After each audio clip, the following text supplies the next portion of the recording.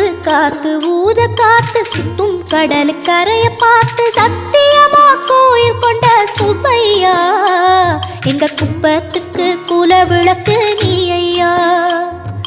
வாட காத்து வீச பார்த்து அலைய எதிர்த்து வலைய போட்டு மீன் பிடிக்கும் தொழில் நடக்குது முத்தையா. கரை மீண்டு வர காவல் உந்தன் வேலையா. திருச்செந்தூர் ஆண்டவனே வேல் முருகா தினம் உனக்கு நன்றி சொல்வோம் மால் மருகா. திருவடியில் தவம் இருப்போம் திருமுருகா தீப்பெழுது நலமெனவே வடிவழகா.